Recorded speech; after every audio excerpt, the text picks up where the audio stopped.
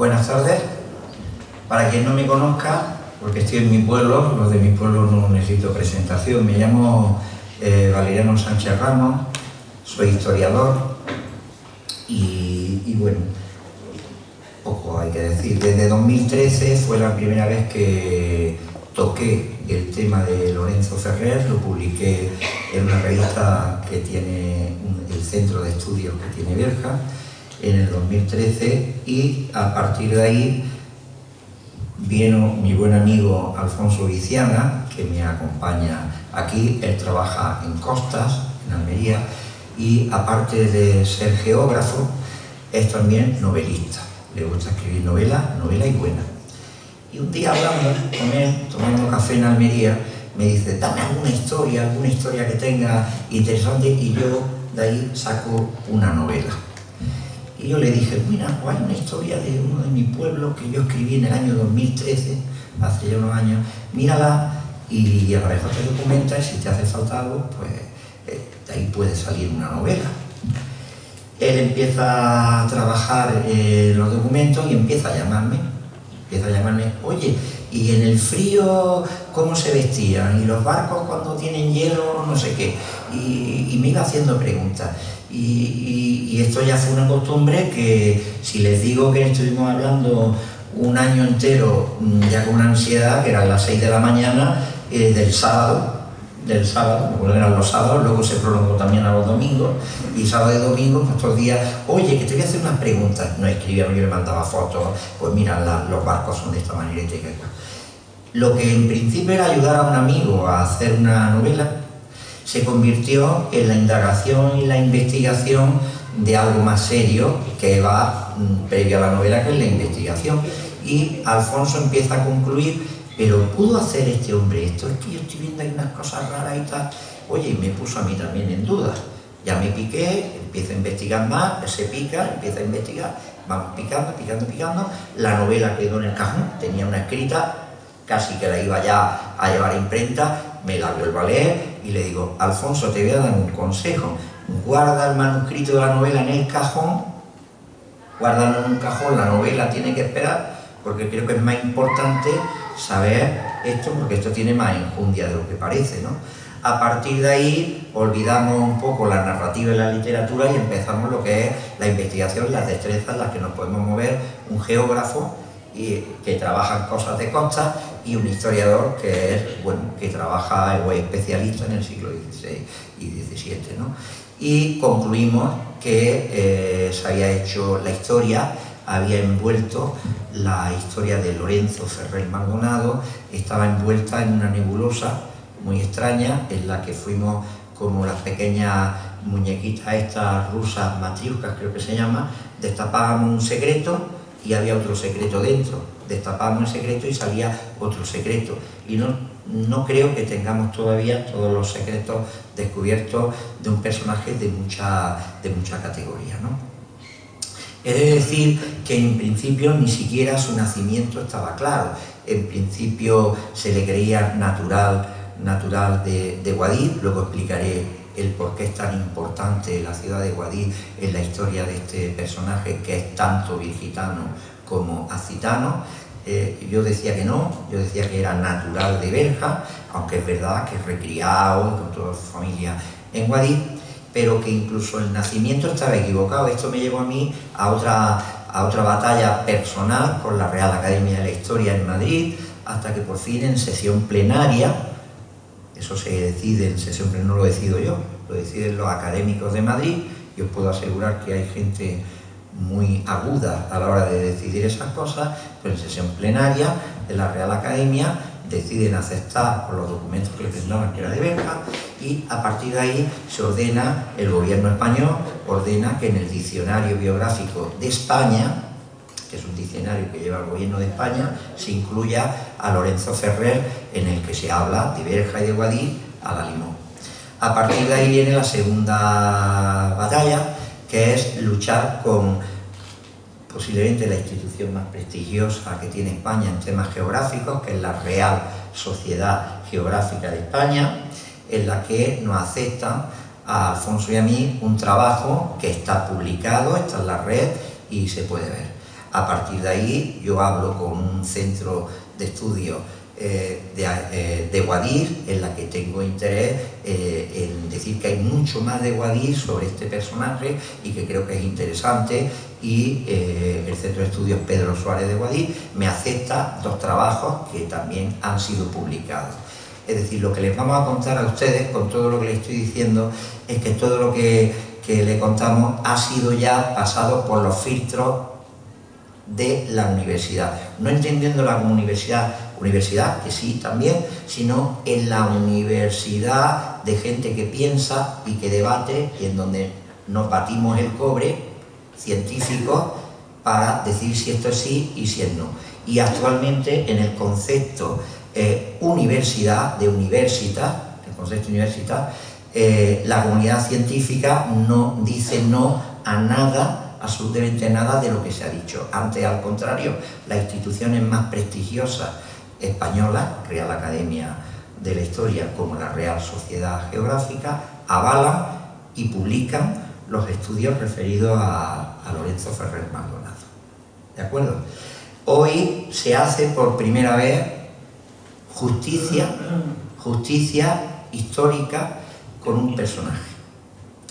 Para mi modo de ver, el valor más grande que yo le doy, y yo creo que estará Alfonso conmigo después de tantos cafés y cosas, estamos muy contentos con poder expresar que se hace justicia con un personaje. La historia a veces es muy injusta con los personajes. Este hombre, del que le hablaremos, hizo una hazaña como, o más, que cualquier descubridor español que está en cualquier libro de la historia de España. No me voy a referir a Cristóbal Colón, pero Almagro, Motolinia, Quirós, cualquiera de ellos, con hazañas mucho menores, están en los libros. Sin embargo, Lorenzo Ferrer, por una serie de circunstancias, no lo está. Sobre él pesó una cosa que él supo llevar a gala como caballero español que era, donde entonces el honor y los códigos de honor y la razón de Estado estaba por encima de cualquier cosa, en la que tuvo que callar lo que había hecho, porque al Estado español, a la corona española, al rey Felipe II, le interesaba en aquellos momentos no divulgar lo que había descubierto. Él había descubierto el estrecho de Anian, nada menos que el estrecho de Anian es un término que usó por primera vez Marco Polo. Marco Polo, cuando estuvo en China, le contaron los del Zipango, que es Japón, y los mandarines chinos le dijeron que había un reino más al norte, el reino de Anian. Anian es lo que podríamos traducir como Inuit, que es el nombre que dan los esquimales a su propia cultura, Inuit, Anian. Pues bien, ese estrecho decían que era un lugar geográfico real que separaba los continentes de Asia y América. Ese lugar real lo encontró Lorenzo Ferrer Maldonado en el año de 1588, con 2 barcos pagados por el rey. Nadie puede ir allí, 2 galeones con 2 tripulaciones pagadas, y les puedo asegurar que vale mucho dinero mandar 2 galeones a la antípoda del mundo y mucho más al círculo polar ártico. Vale mucho dinero levantar esos barcos y mucho más con la tecnología de la época. Bien, de eso le hablaremos, sobre todo va a centrarse casi todo. Mi papel aquí es casi contarle un poco el cotilleo del personaje, porque yo quiero que sea mi amigo Alfonso el que de verdad el meollo, la espina dorsal la cuente él, que la cuenta muy bien y la va a ilustrar muy bien para que vean la hazaña de este señor. Pero Lorenzo Ferrer muchas más cosas. Un hombre que lleva un barco a los extremos insospechados del mundo, tiene que ser de una categoría excepcional, y eso nos hizo pensar que sabía más cosas aparte del estrecho de Anian. Y así es. Bueno, Lorenzo Ferrer, y ahora ya cuento la historia, voy a ser benévolo con ustedes, ¿no? Venimos a estar aquí a gusto entre amigos, y hoy no me he traído papeles, lo voy a contar a viva voz. Lorenzo Ferrer nace en el año de 1557 en Berga. Él es hijo de un comerciante asentado y naturalizado en España de origen genovés, Juan Ferrer, con familia por toda la Alpujarra. En Fondón, en La Ujar, en Dalía, en Berja, los genoveses siempre se distribuyen por la tierra para comprar, vender seda y cosas de morisco y comerciar. Son muy hábiles en la navegación, al igual que lo fue Colón. Todos son muy hábiles en la náutica. Y Lorenzo debió de aprender de su padre, de sus tíos y él mismo, pues de las naves de su padre, vendiendo, que sacaban los productos por el puerto de Adra. Su madre, doña Inés de Maldonado, accitana de pura cepa, de los Maldonados de toda la vida, de Guadix. Ellos pasan los veranos en Guadix, allí tienen tíos que son sacerdotes, su tío, el licenciado Burgos, era cura de la iglesia de San Miguel en Guadix, pasan con ellos, con los tíos y demás, y esto llevará a que confundan el nacimiento, porque los de Guadix los tienen como suyo, y suyo es también, ¿vale? Entonces, aquí el problema vino, como ocurre muchas veces en todas las familias. Aquí hubo un terremoto de una categoría enorme en la Alpujarra, que fue que en el año de 1568, en esa Navidad, los moriscos de la Alpujarra se levantan en armas y le pegan fuego a toda la comarca y asesinan al padre de Lorenzo Ferrer. Doña Inés de Maldonado, con 6 churumbeles chiquitillos y en plena guerra, ¿dónde se va a ir? Se va a ir a Guadix con su familia, al amparo de su familia, porque está la guerra y si los pillan los moriscos los matan. Y se va con todos sus chiquillos a Guadix y allí se crían en Guadix. El tío cura, el licenciado Burgos, le enseña las primeras letras. Lorenzo debía ser bastante aventajado, le enseña latín, el que maneja chapurreal italiano se le da bien, sabía por los moriscos el árabe y se viene a escuela y se cría en Guadix. Termina la guerra y efectivamente los Ferrer se vienen otra vez a Berja y encuentran una Berja saqueada, destruida y demás. La madre, como cualquier familia después de la guerra, pues a las hijas les dio buenas dotes, a unas las casó con gente de Guadix, a otras las casó con gente de Berja, y los niños, los varones, como ocurría en aquella época, pues hijo mío, a la guerra. Mucha gente a la guerra. 2 de sus hermanos se enrolarán en los tercios, concretamente en el tercio de López de Figueroa, también de Guadix. Su hermano Miguel va a ser un tercio muy importante, y Lorenzo se dedicó, como sabía de marina, porque la familia se dedicaba a la marina, pues se enrola en la marina y acaba en la flota de Indias. En la flota de Indias no le debería ir más en las negociaciones para gobernar galeones, que era algo muy difícil. Llevar un galeón saltando el Atlántico, hoy día tenemos GPS y cosas así, en aquella época no.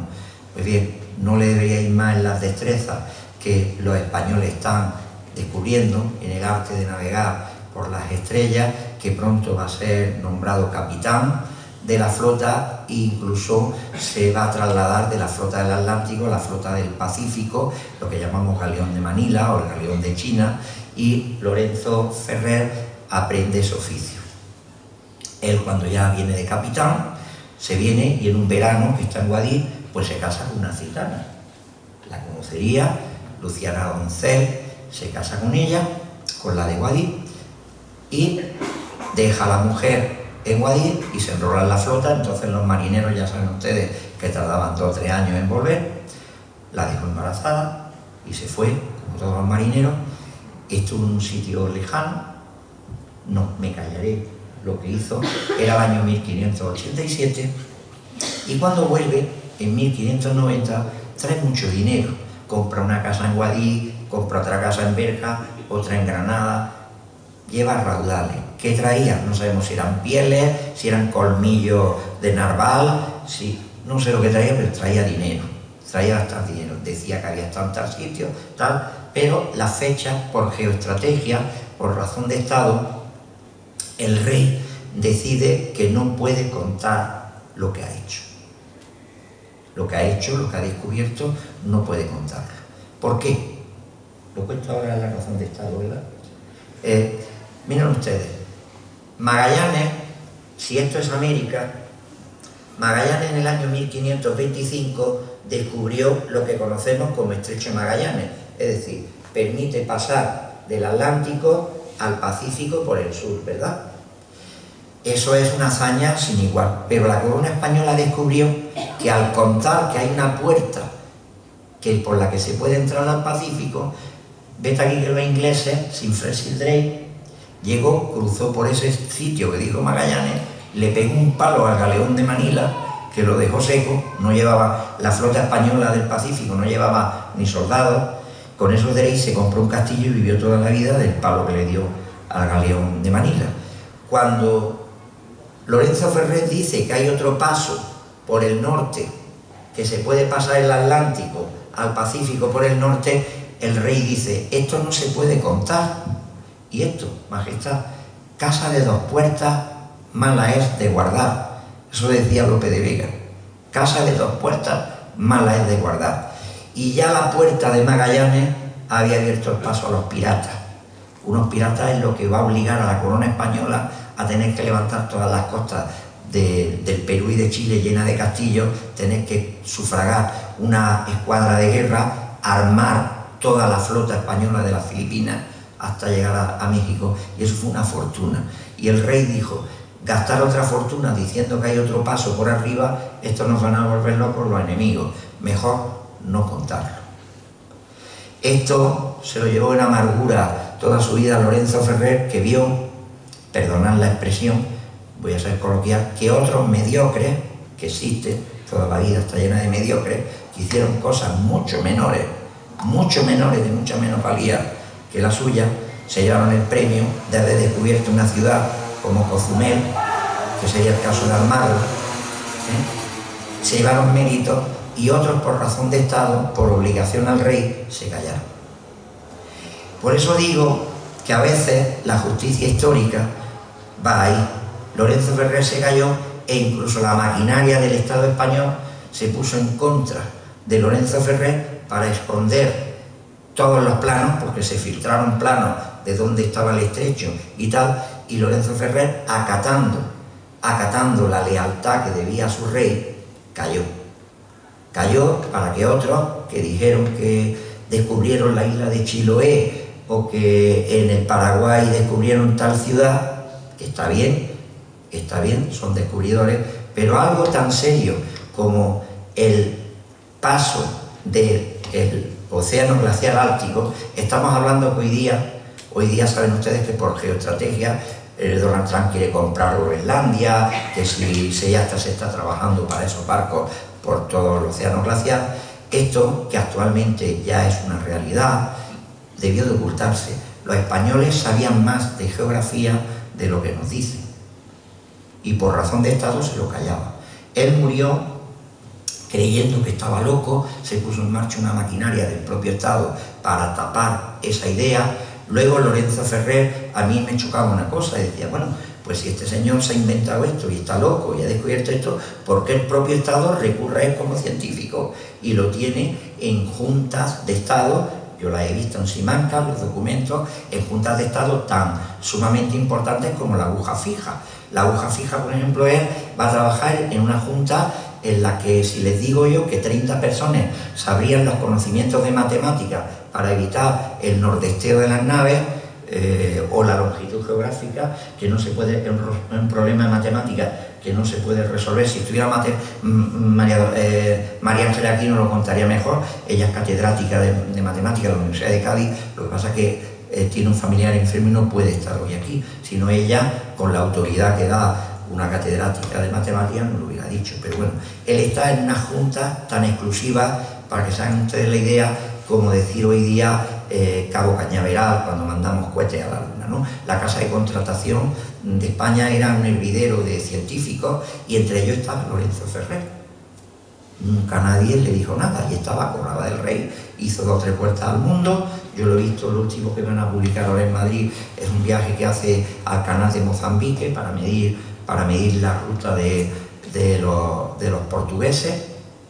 Y lo último que él hizo, por no entrar en más en informar el paso a Alfonso, él va a publicar un libro en el que resume todos los conocimientos de la náutica española hasta el primer cuarto del siglo XVII, se llama Imagen del Mundo, fue publicado en la Ciudad Universitaria de Alcalá de Henares, por una imprenta universitaria. Por cierto que su corrector fue el corrector del Quijote.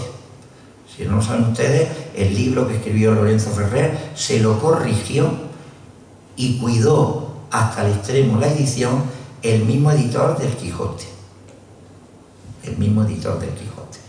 Bien, lo cuidaron sus amigos, no va a salir por razón de estado otra vez hasta el año 1626, un año después de su muerte, aunque lo tenía escrito, incluido el prólogo, en el año de 1623.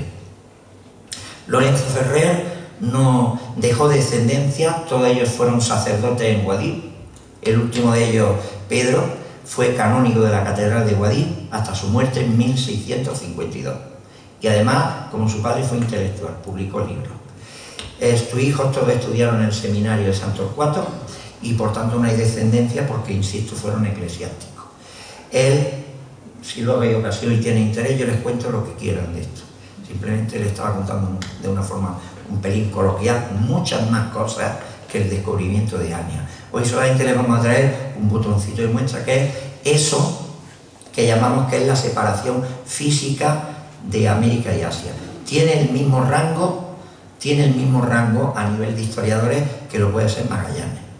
Magallanes entra dentro de estos dedos de la mano de los descubridores que tiene España. Estaría Colón, Hernán Cortés, Pizarro, Magallanes y posiblemente Lorenzo Ferrer. Insisto que esto no lo digo yo, he puesto por delante mía a la Academia de la Historia de Madrid y a la Real Sociedad Geográfica de Madrid. Y a partir de aquí, Alfonso Viciana tiene la palabra que habla por todos nosotros.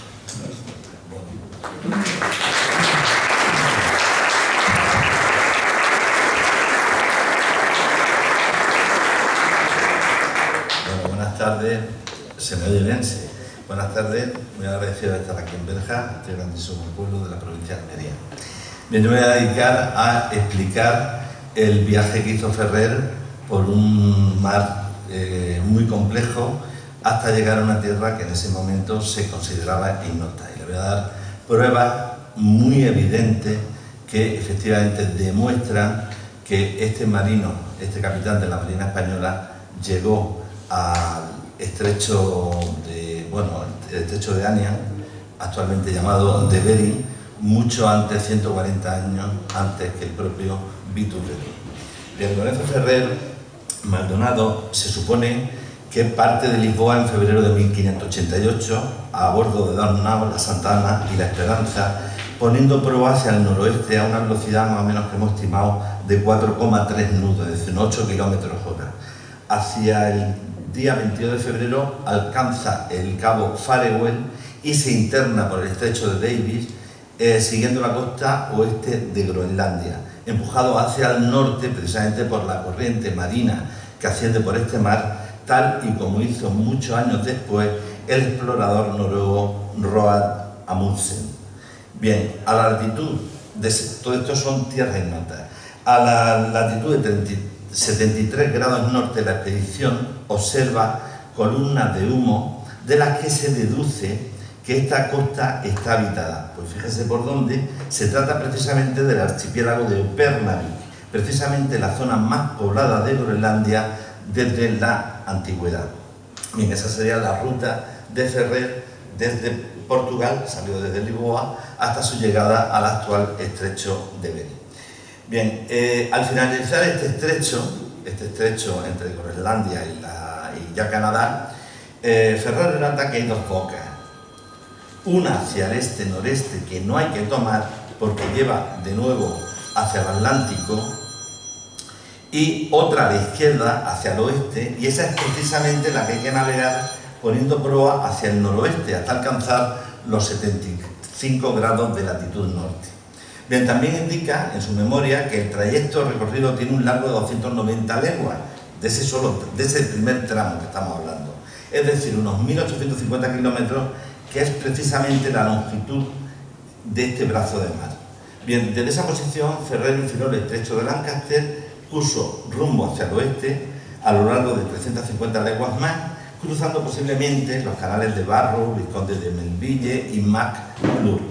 Bien, tras un mes de navegación, la expedición alcanzó el 23 de marzo el mar de Bósforo y puso rumbo hacia el suroeste hasta los 71 grados de latitud norte, donde observó una tierra altísima que posiblemente se trate de la gran cordillera Bruce, con su imponente 2.700 metros de altura que nacen de la misma orilla del mar. Bien, a partir de esta posición navegó con rumbo oeste-suroeste hasta los 60 grados de latitud, donde halló, según su memoria, el estrecho de Anya, actual Bering, acontecimiento que ocurrió a principios de abril. Ahí es donde él mete una primera mentira, es decir, da la posición en 60 grados y no en 65, que es la real. Y eso forma parte de lo que ha comentado antes Valeriano, de ese secreto de Estado. Bien, bajo estas condiciones climáticas, que eran extremas, y un avance técnico pues, de la época, rudimentario, Ferrer transitó mares que estaban permanentemente congelados y progresó por latitud impensable en aquella época. Sin embargo, dejó constancia que las aguas no se hielan por completo debido, entre otras cosas, a que se forman,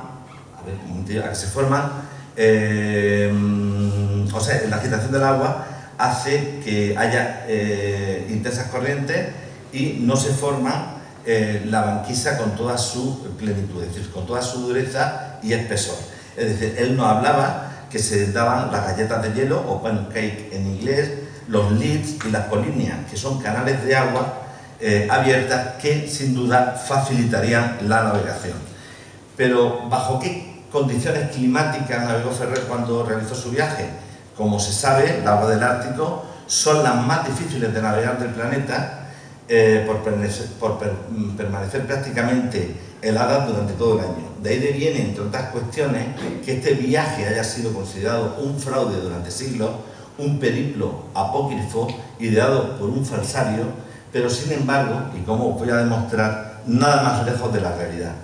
Fijaros en estos datos. En 1648, años después, Semyon Devniev se le reconoce el mérito de haber alcanzado el estrecho de Bering por la ruta del noreste, por la otra ruta, admitiendo los científicos que ese año fue especialmente cálido, por lo que la banquisa polar, la banquisa es la placa de hielo, tuvo un comportamiento anómalo y no adquirió su amplitud habitual, facilitando así la navegación a esas latitudes.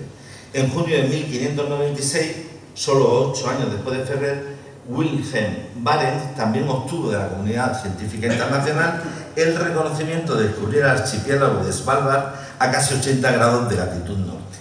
Bien, si las condiciones del Ártico son tan duras, ¿cómo consiguieron estos navegantes sus proezas y sin embargo se les niegan a Ferrer?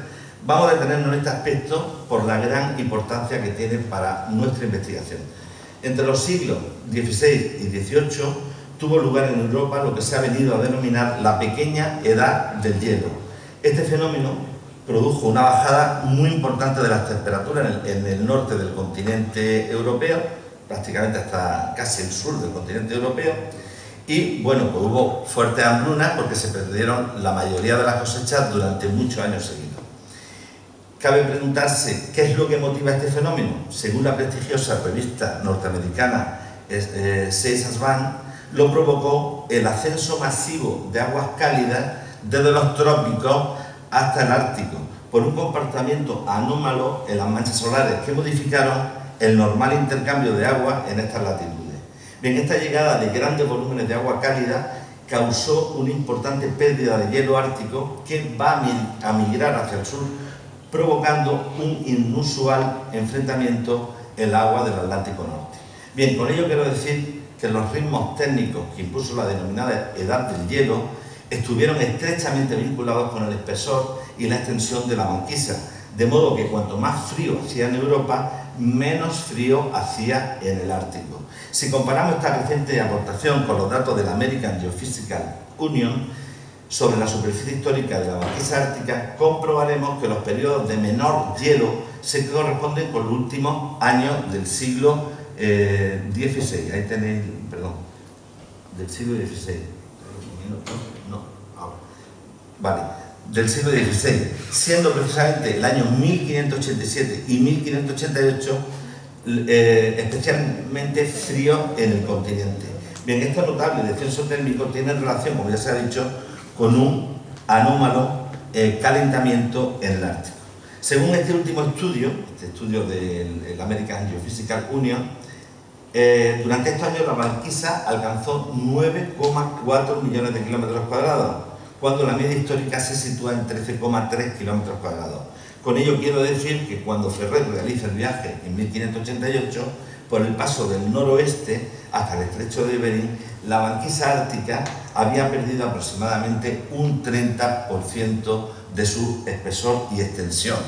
Es decir, y él navegó obviamente en los márgenes de esa banquisa. Bien, como puede comprobarse en el citado gráfico, también el viaje de Devnev coincide con un mini histórico en la extensión de la banquisa. Curiosamente, ambos periplos comparten años de hielo mínimo. Sin duda, un dato para la reflexión. Pero bueno, ciñámonos al recorrido. Según su crónica, desde Lisboa y el estrecho de Ania habían navegado 1.710 leguas, es decir, lo equivalente a 10.877 kilómetros, que es la separación real existente entre dichos puntos siguiendo su derrota. Este dato ha sido perfectamente, rigurosamente verificado. Bien, una vez en el estrecho de Bering, entre abril y junio del 88, la expedición navegó por las penínsulas de Chukotka en Rusia, Seward en Alaska. Sus anotaciones fueron recogidas en la relación, dejando un testimonio escrito y gráfico de lo que observó. Las similitudes de sus descripciones y la realidad de una tierra que hasta ese momento era ignota son, como veréis, asombrosas. Vamos a verla y vamos a oír al propio Ferrer. A la banda de América hay un puerto cuya boca está abierta al norte y entra siendo una espiral o caracol, en cuya orilla se hallaron infinidad de cáscaras de huevos de las aves marítimas que junto al mar suelen desovar. Hallóse en este puerto un río de agua dulce, muy grande y tan ondable, que se pudo entrar con nuestro navío a hacer agua en él. La mayor parte de este puerto es arenisco y tiene llanos grandísimos a la parte del sudeste, poblados de un monte bajo, que en algunas partes de él se hallaron romeros. Bien, efectivamente, en la costa americana del actual estrecho de Bering se localiza un abrigo natural que se llama Port Claret. Esta ensenada queda protegida del océano por una gran barra de arena que se orienta al norte y que precisamente tiene una forma de espiral, tal y como contaba Ferrer en 1588. Se trata de grandes llanos arenosos que acogen la desembocadura del río Cusitrín bajo un ambiente de tundra, donde curiosamente crece un pequeño arbusto que se conoce como romero del pantano y que es muy similar en su aspecto al del bioma mediterráneo. En cuanto a las aves, en torno al 80% de la avifauna marina de Estados Unidos anida en Alaska y el mar de Bering. Se estima que entre 40 y 50 millones de aves habitan estas latitudes y cerca de 100 millones lo hacen en primavera precisamente para desovar y pescar la abundante fauna marina que hay en la zona. Además, muchas anidan en la playa, como bien hemos podido comprobar analizando diversos estudios ornitológicos que se han realizado en aquella zona. Bien, aquí en esta imagen tenéis Port Claret, no sé si se ve el puntero, tenéis Port Claret, una imagen de Google Earth, un mapa actual de la zona, otro mapa actual de la Marina norteamericana, y este es el dibujo que hace Ferrer de esa zona. O sea, como veis, las similitudes son asombrosas. Bien, vamos a ver otra imagen, también de esa zona. Él hablaba de llano y del río Cusitrín, que precisamente lo navegó. Y sobre la ave, perdón, esta es una imagen actual de esa zona. Y bueno, también, curiosamente, él hablaba de una aguja y las dibuja, como la estáis viendo en ese círculo, dibuja en esos llanos una aguja granítica, que precisamente se pueden observar en la actualidad. Bien, todo esto ha sido tarea de muchísimos años, viendo en 1000 sitios, metiéndonos por todos lados para ir sacando imágenes de aquella zona. Ojalá hubiéramos podido coger un avión y irnos para allá los dos, pero me parece que nos pillaba un poquillo más allá de Sorba y era complicado. Bueno, lo de la ave, ahí tenéis esas imágenes, ¿no? Esa misma imagen que retrata Ferrer, ¿no? Millones de aves en la zona, ¿no? Bueno, Fíjese en estas otras anotaciones que fueron muy criticadas por los ilustrados que posteriormente analizaron su viaje en el siglo XVIII e incluso fueron motivo de mofa, sentenciando su descubrimiento como apócrifo.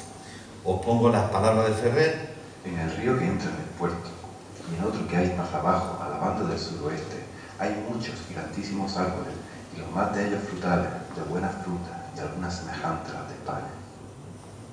En el Ártico fruta, claro, aquellos los ilustrados del 18 pues lo tildaron de loco.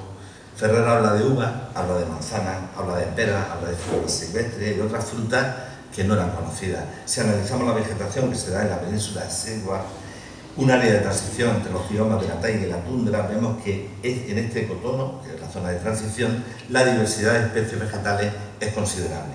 Efectivamente, allí crece la variedad de uva valiente, fruto silvestre que recuerda en su aspecto a la uva mediterránea. También se desarrolla la manzana de Oregón, pequeñas peras denominadas prickly rose y diversas variedades de arándanos similares a las ciruelas, y sobre todo crecen abetos, pinos, piceas, que en muchas ocasiones, como recoge nuestro navegante, alcanzan el mismo borde del mar o nacen sobre mogotes rocosos. Eso fue también motivo de mofa, lo de los mogotes. ¿Esto lo hemos puesto ya? En el río que entra en el puerto. Sí, es así. Bien, ahí tenéis, él lo llega a dibujar, un mogote granítico con árboles. Pues si eso es roca madre, ¿cómo pueden hacer ahí un árbol? Pues estas son imágenes reales de aquella zona. Sí. Bien, en cuanto a la fauna terrestre, también habla de diversas especies, haciendo alusión a las perdices, a los conejos, a los venados, a los búfalos. Vamos a oírlo en sus palabras. Por encima del puerto, mirando al norte y al este, hay montes no muy altos y muy tratables, abundantes en todo género de caza, a donde se hallaron perdices y conejos, algo diferente a los de España, venados, búfalos y otros muchos animales. Bien, pues ciertamente en Alaska campan a su ancha la liebre de Alaska, la perdiz nival, el búfalo americano y varios venados como el buey almizclero y el alce. Los montes a los que se refiere Ferrer son las montañas York, Cougarok, Red Mountain, cuyas cotas altimétricas se sitúan entre los 400 y 900 metros. Bien, estas colinas, en palabras de Ferrer, eran muy tratables, lo que también es una realidad, porque son hoy foco de atracción para visitantes y un lugar ideal para la práctica del senderismo. Además de referenciar la fauna, Ferrer también realizó a vista de ojos otras observaciones dentro de Port Clarence.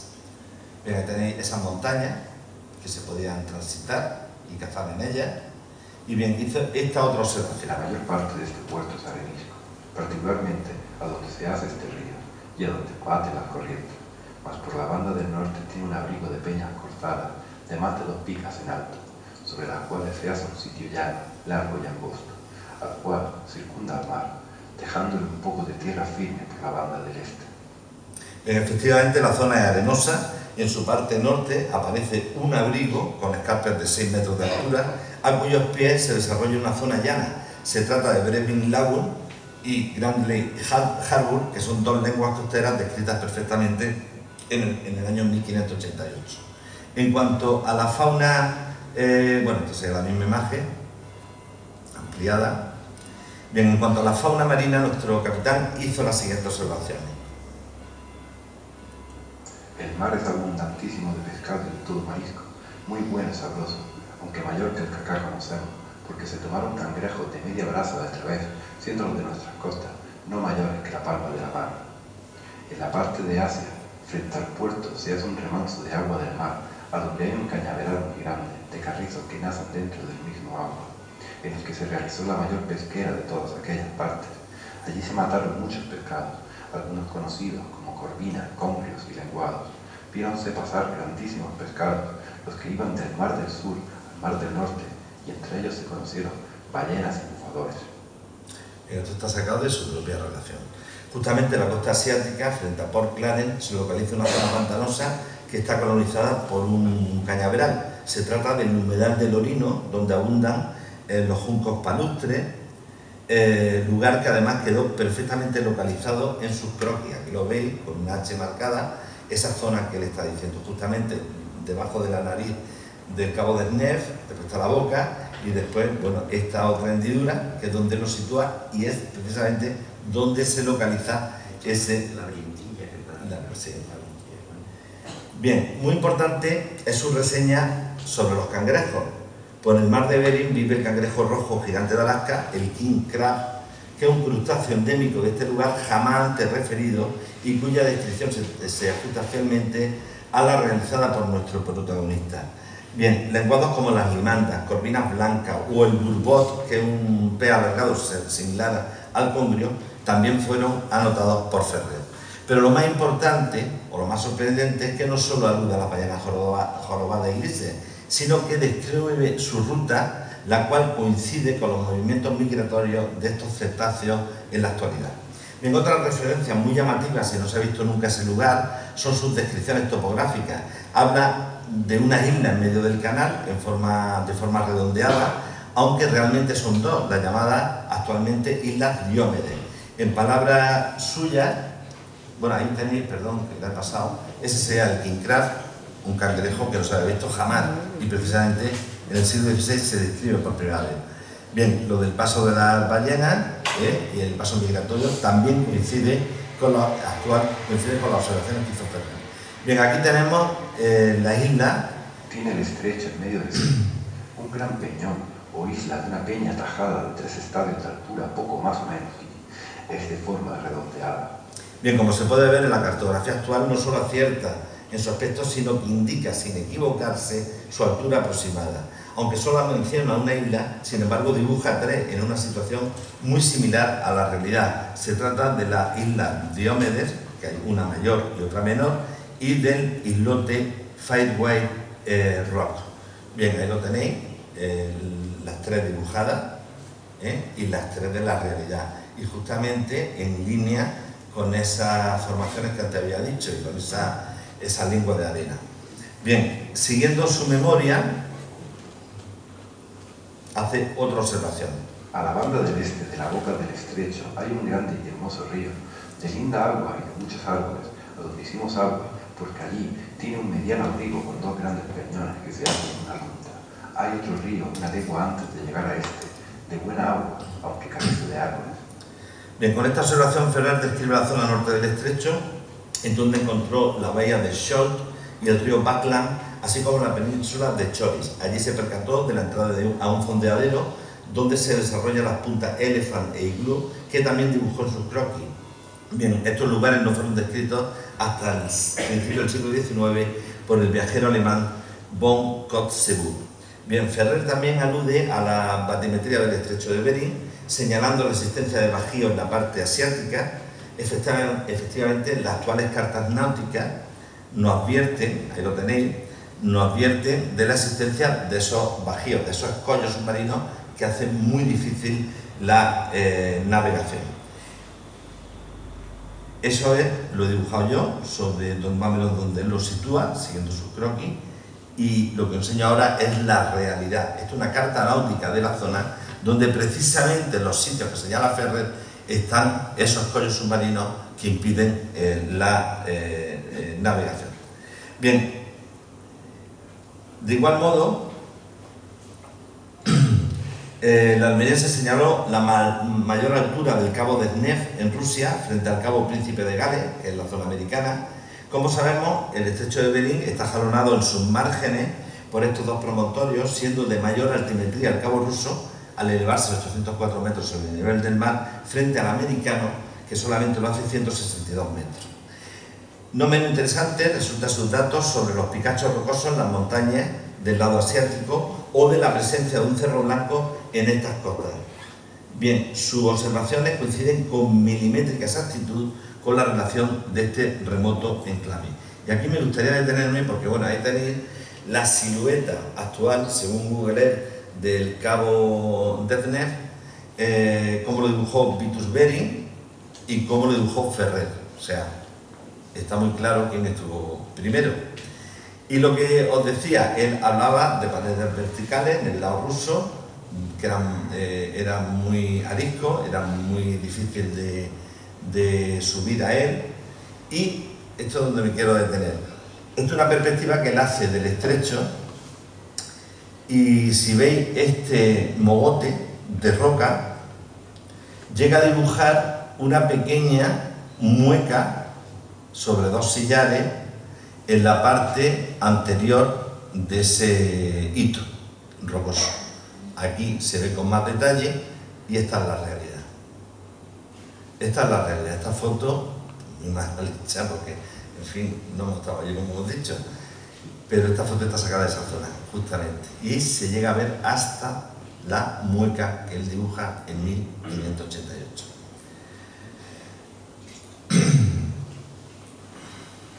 Bueno, siguiendo su memoria, bien, perdón, habíamos hablado también de las batimetrías. Sí, vale, no obstante. Bien, vamos a ir con las imágenes. Bueno, este es el Cerro Blanco que antes mencionaba.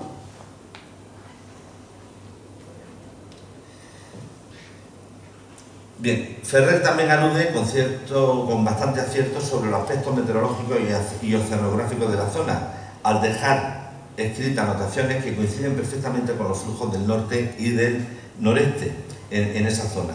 Y coincide, porque lo hemos podido comprobar precisamente con los datos actuales del aeropuerto de la localidad de Teller en Port Clarence. Él habla de componentes del norte, componentes del oeste, y esas componentes, tanto en oleaje, en la rosa de viento, como en la rosa de oleaje, coinciden a la perfección. Bien, coincidencias que también se repiten al hablar de las mareas, con un dato muy preciso, al indicar que en el estrecho se observa una marea muy recia que dura 6 horas. Efectivamente, los datos oceanográficos actuales señalan un régimen mareal semidiurnal con periodo entre pleamar y bajamar de 6 horas. Esta marea, que es de muy elevada carrera, genera poderosas corrientes que convierten al mar de Bering en uno de los lugares más difíciles de navegar del planeta. Bien, no será hasta 1911 cuando el científico Harris Rolling elabora el primer estudio oceanográfico de esta zona, ratificando las observaciones que había hecho Ferrer en el siglo XVI. Bien, también señala otra interesante particularidad al situar en Port Clarence una zona de máximo oleaje en su bocana, concretamente la punta Spencer, que es la que tenéis en imagen, apreciación que coincide con los estudios hidrográficos actuales. Cierta parte de él es desapacible y de más surgidero a causa de las corrientes que en la marea que baja del norte al sur entra por la boca de él y baten fortísimamente en una parte que hace el puerto cerca de la boca, entrando en él a mano derecha. Bien, según los modelos de oleaje del Cuerpo de Ingenieros de la Armada Norteamericana, esta punta es un área de fuerte batimiento con olas que llegan a alcanzar 8 metros de altura. Sin embargo, dentro de Port Clarence, el agua se calma hasta convertir este abrigo natural en el más seguro de toda la península de Seward, tal y como también él consideró en su viaje al escogerlo como refugio para sus embarcaciones y como base para futuras expediciones. Por último, cabe señalar sus observaciones sobre el comportamiento del sol y sobre la duración del día y de la noche en aquellas tierras.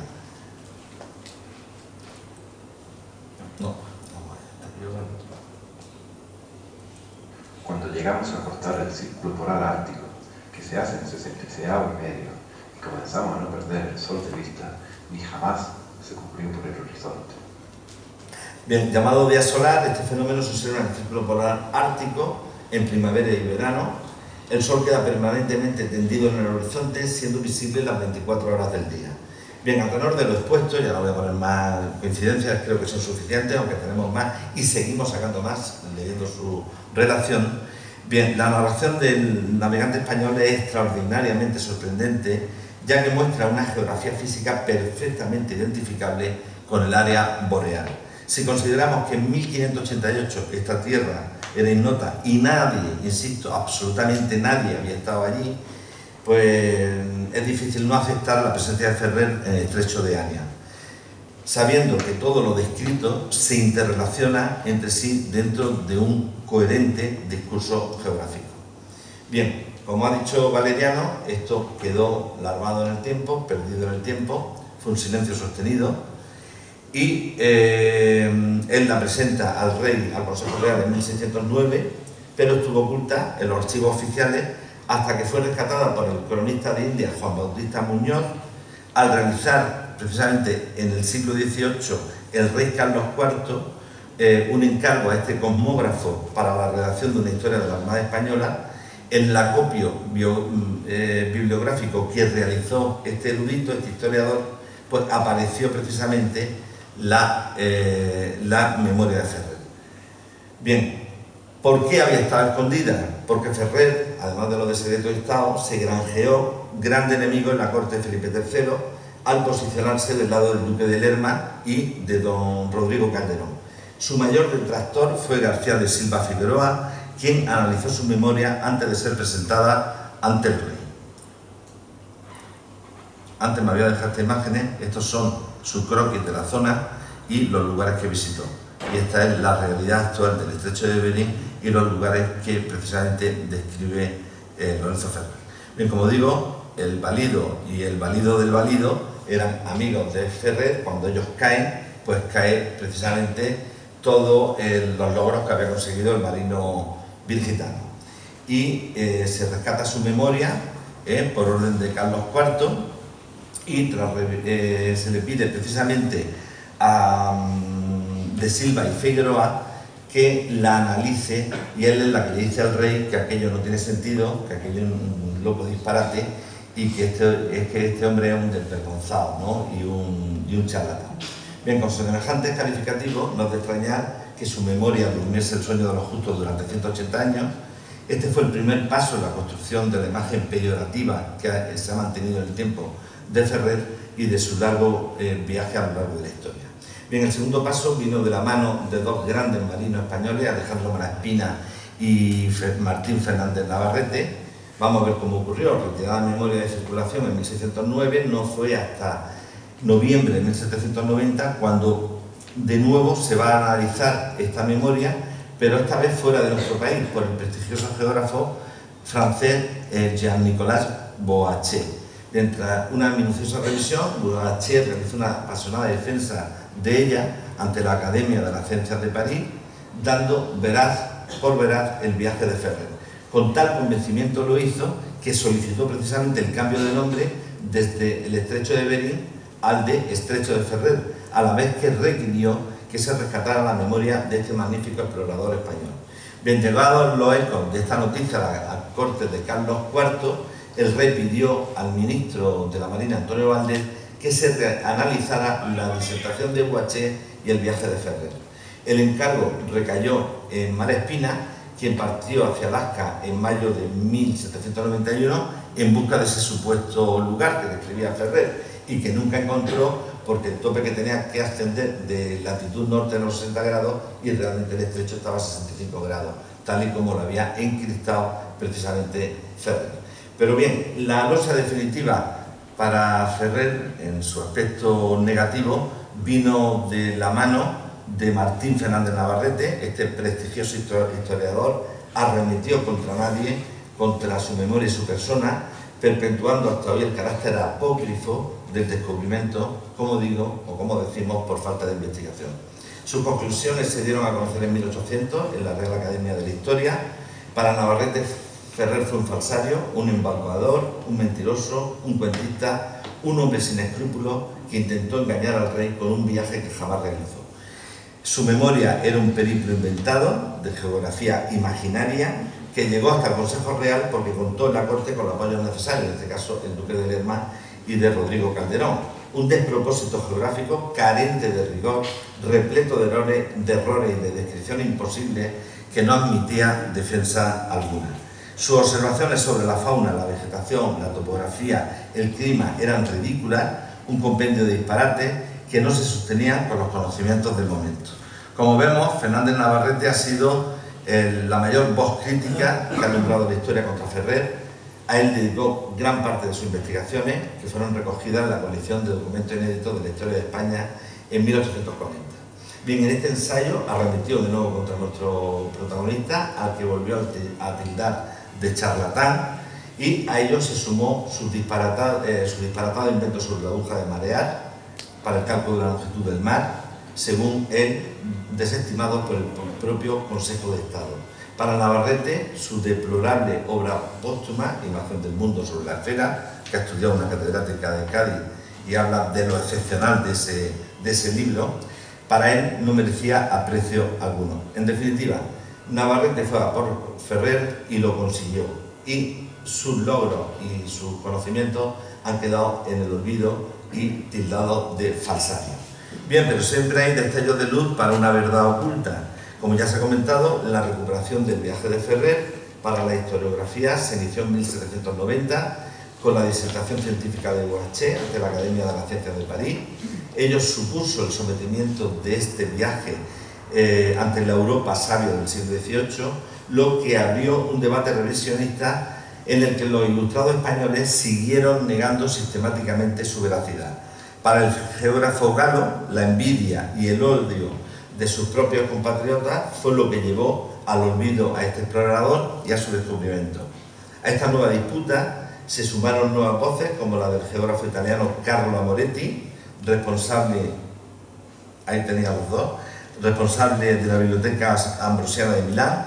Este científico defendió a Ferrer, dando por cierto su exploración.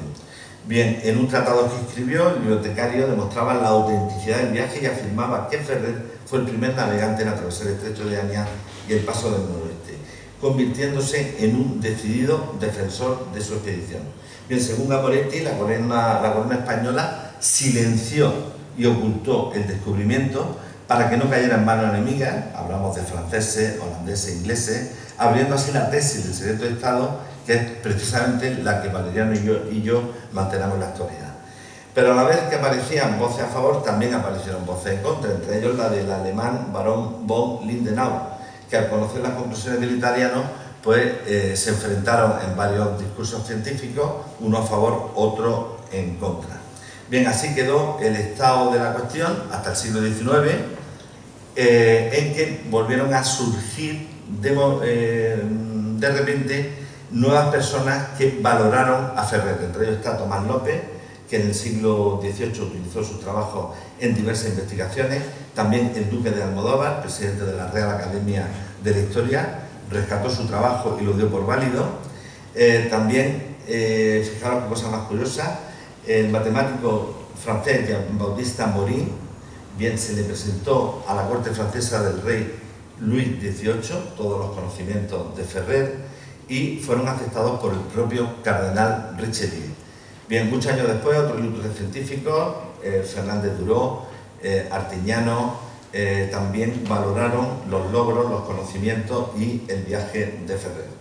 Bien, nuestro capitán también diseñó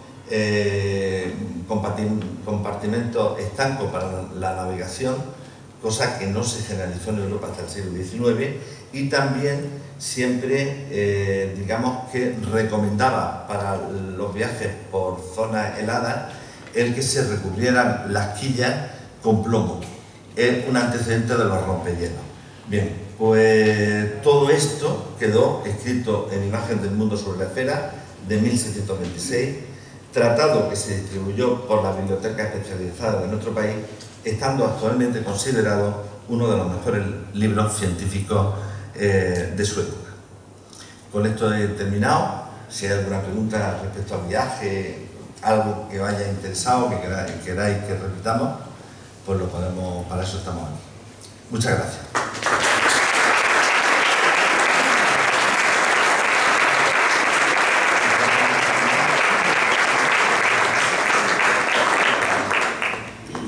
Bien, son muchas cosas y se quedan en el tintero muchas más, ¿no?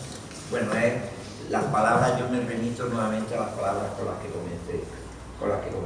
Se hace justicia histórica con un personaje que, vuelvo a decir, que por razón de Estado, por lealtad al rey, al que le debía el encargo, cayó, aquello descubrió mientras que otros se llevaban la fama. El secreto de Estado, esa puerta, esa segunda puerta que abría el Pacífico, no se podía abrir y había que cerrar. El debate fue enorme, los mismos extranjeros se ponían las manos en la cabeza. La Academia de Ciencias de París, si ven ustedes, el último fue Vargas Llosa, lo verán vestido con toda la guirnalda, una de los actos académicos más importantes que tiene actualmente el mundo, la Academia de Ciencias de París. Pues bien, la Academia de París defendía esto y bueno, para una persona que nunca ha estado allí, saber que hasta el fondo marino tiene tantas picas y tiene esta altura y tiene esta área y te da las medidas y los animales que hay, y los animales están. Y los animales están. Muchas fantasías son. Nosotros ¿cuántas llevamos ya? 40 por ahí. 40 fantasías y todas coinciden con verdades. Es lo único que no hizo encristó porque el servicio secreto ya funcionaba entonces para que nadie pudiera, potencia extranjera, enemiga, descubrirlo. Lo que hace es restar 5 grados de latitud. Al cerrar 5 grados está todo en un módulo de restar 5 grados. Realmente el estrecho está al 65 y él lo pone a 60 y hace un módulo en el que encrista para que ningún enemigo pueda llegar al sitio. ¿Vale? Más o menos eso es lo que hizo. Pero este hombre no solamente es importante por el descubrimiento, él tiene muchas más cosas. Él es ingeniero naval, él es astrónomo, él tiene unos conocimientos enormes en una serie de ciencias que piensen ustedes que hablar de trigonometría esférica y triangular por las estrellas y llevar una nave, hay que comer muchas, si me permite la expresión, comer muchas migas para poder hacer una triangulación de trigonometría esférica. Eso en España, la trigonometría esférica, la saben muy pocas personas en el siglo XVII. Entonces estamos hablando de una persona. Yo soy de los que defiendo que en Guadix, su tío, el licenciado Burgos, porque el manejo del astrolabio y de las estrellas, para hacer los cálculos del calendario gregoriano, hacen falta conocer muy bien las estrellas para hacer los cálculos. Eso lo sabe la Iglesia. Y él estuvo demasiados años con su tío en Guadix y el tío incluso quería que se convirtiera a cura, no sé qué, en fin, tiene otra historia que no es el caso de contar aquí. Pero él sabía muchas más cosas y no solamente por lo del estrecho, sino por otras cuestiones que no es el caso de poder contar.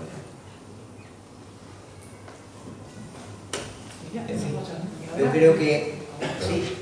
Los siguientes pasos que tienen que ustedes seguir para llevar esto a que sea ya un hecho histórico bien documentado por parte de la academia y sea a lo mejor cambiado el nombre del estrecho, bueno, por eso. Bueno, contestas tú ya. Bueno, nuestra pretensión, yo como historiador, es escribir historia, ya lo he hecho y lo he publicado en las máximas publicaciones. Ya le toca a la sociedad leer, escuchar, ver conferencias y le toca a la sociedad o a las autoridades o quien quiera hacer lo que quiera. Yo me doy solo satisfecho de haber descubierto el hecho histórico y contárselo a ustedes, ¿no? Bueno, tampoco es una pretensión nuestra que se cambie el nombre de Bering por el nombre de Ferrer. No es pretensión contar la historia. Pero en el siglo XVIII ya se estaba diciendo que se cambiara por precisamente recuperar la figura de una persona que había pasado totalmente olvidada en la historia científica, ¿no? Y es una pena, porque primero fue el secreto de Estado y después fue su desavenencia ya la corte de Felipe III, una vez que cae Lerma y que cae ¿cómo era? El Siete Iglesias, el Marqués, que eran realmente su apoyo en la corte. Entonces realmente le caen 2 veces, que después se vuelve a sellar cuando el ilustrado del 18 malinterpreta su trabajo. Primero porque a Malespina se le lleva a 60 grados, no a 65 grados. Eso procedía de la época del secreto de Estado. Y entonces, claro, él se encontró con una entrada, que era precisamente la de Vancouver, la que separa Canadá de Estados Unidos.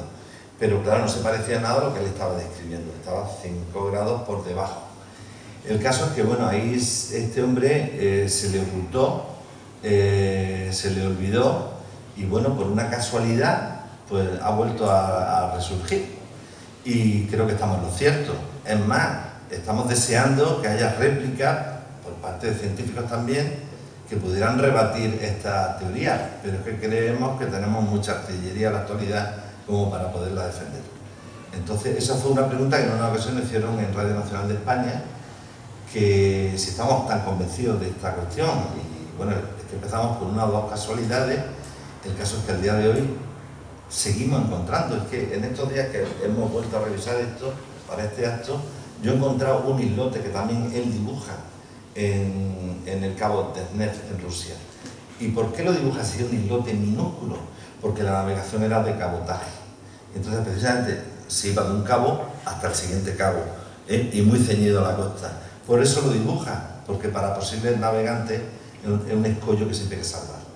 Y entonces siguen saliendo las cosas, y seguirán saliendo. ¿Me permite?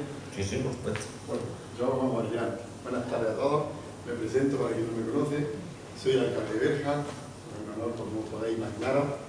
Le doy la bienvenida a los representantes del Ayuntamiento de Guadix, Diputación de Almería, Diputación de Granada, Ayuntamiento de Roquetas, pero mi intervención no va por ahí.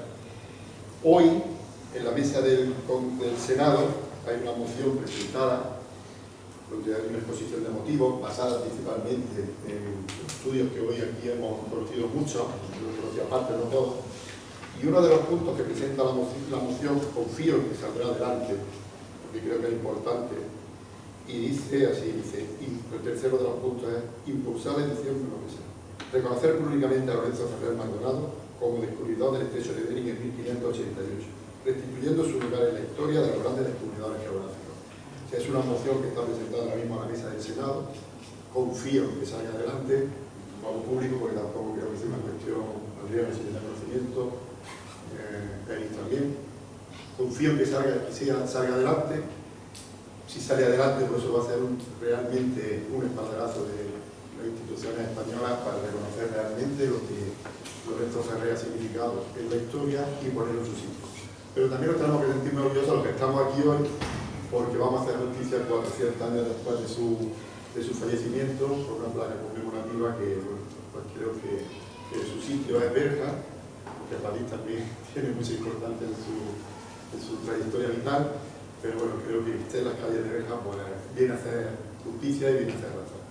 El Senado ya está en ello, con lo cual ojalá las próximas conferencias, porque creo que esto hay que sacarlo fuera y es importante la labor que han hecho estos tres científicos para reconocer un personaje histórico de primera magnitud. Así que nada, a seguir trabajando, a que sigáis funcionando, a que sigáis poniendo a cada personaje histórico y más allá de nuestra tierra en el lugar que merece. Así que bueno, disculpadme, pero necesitaba decirlo.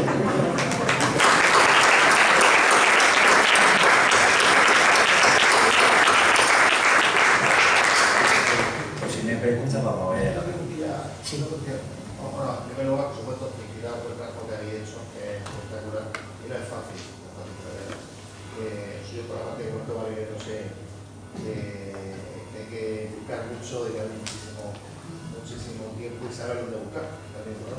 Pero la pregunta es, ¿actualmente hay historiadores actuales, coetáneos vosotros, que apuesten por la otra? No existe, ¿no? Eso no hay nadie relevante, nadie. Ya ha sido publicado, sí. Ha sido publicado a nivel geográfico en el mejor sitio posible, el boletín de la Real Sociedad Geográfica. Nadie ha rebatido. Y de hecho es dificilísimo publicar ahí, me lo cogieron a la primera. Lo cogieron a la primera. A la primera. La Real Sociedad Geográfica dijo sí, lo publicamos y lo asumimos. Y en la Real Academia de la Historia, voy a contar una anécdota. Me he venido arriba. Callo más de lo que... Hay que valorarme más por lo que callo que por lo que hablo. Bueno, porque es consultar. Como se puede consultar, lo digo, ¿no? La Real Academia de la Historia, que ya sabéis que es del siglo XV, con la Real Academia de la Lengua Española, son los que velan, son los custodios, y su patrón es el Gobierno de España.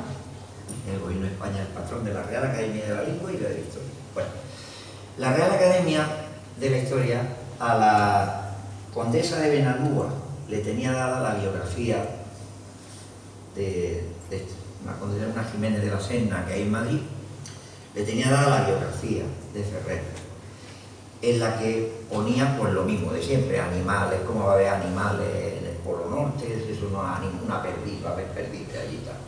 Cuando yo entregué la documentación a la Real Academia, y os aseguro que la marquesa de Benalúa tiene posible, puesto que la presidenta de la Academia es Carmen Iglesias, que es la marquesa, no me acuerdo, ha sido la tutora del rey.